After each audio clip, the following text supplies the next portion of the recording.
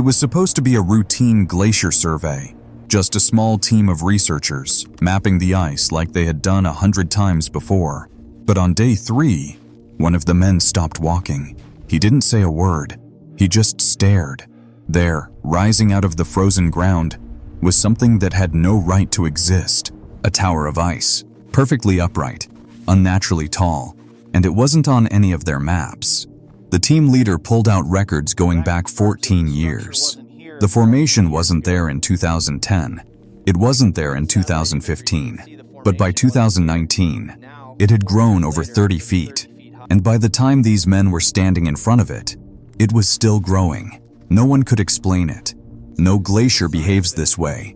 No natural process fits the pattern. So they did what scientists do when they run out of answers. They decided to cut into it. They brought in the equipment. They prepared the core drill. And they went in.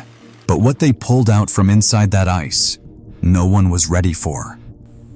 The glacier was called Ostfauna, one of the largest ice caps in the world, sitting deep in the Arctic, Norway. The research team had been sent there to study melt patterns. Routine work. Nothing unusual expected. But on the 3rd morning, Dr. Henrik Sorensen walked out of his tent and went completely still.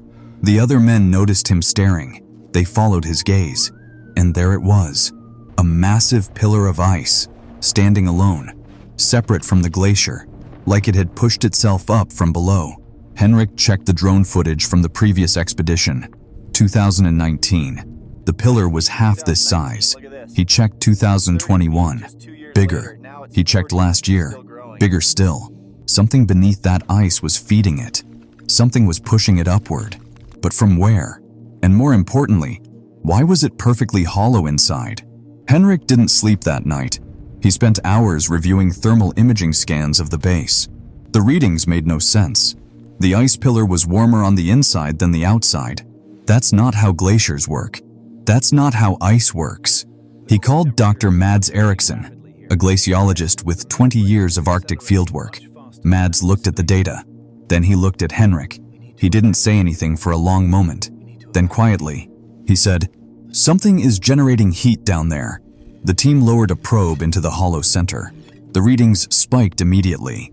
Not cold air inside, warm air, rising from somewhere far below the ice sheet.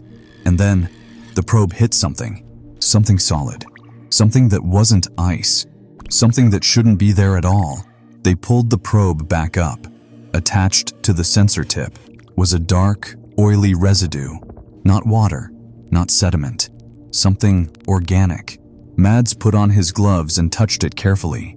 He brought it close to his face. Then he stepped back immediately. "That's biological," he whispered. The team went silent. Biological matter, preserved under centuries of Arctic ice. But that wasn't the worst part. The worst part was the smell. Not the smell of decay. The smell of something recent. Henrik ordered a full core drill, straight down through the pillar's base. The drill went in, 20 feet, 30, 40. Then it stopped. Not because it hit bedrock, because something stopped it from the inside. The drill wasn't stuck. It was being held. They widened the drill opening manually. 3 men, chisels, bare hands in -20 wind. It took 4 hours. Then Henrik lowered a camera. The live feed flickered on the monitor, and every man standing there went completely quiet. Inside the pillar, sealed beneath 40 feet of ancient ice, was a cave, a natural pressurized chamber, and inside that chamber, a massive hydrothermal vent, superheated water, silently rising from a crack in the Earth's crust. For decades, maybe centuries, building the ice from the inside out. But that wasn't what silenced the men. What silenced them was what the vent had been slowly pushing upward through the ice. Dozens of ancient microbial colonies, alive, still alive. Organisms that hadn't seen sunlight in over 4,000 years.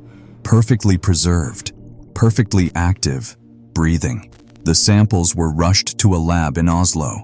3 separate institutions were called in to verify.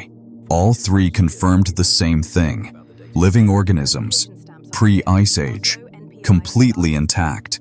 The scientific world didn't know whether to celebrate or be afraid. Because here's what no one was saying out loud. If life this ancient had survived here, what else was still alive beneath the ice? How many more pillars are out there? How many more vents?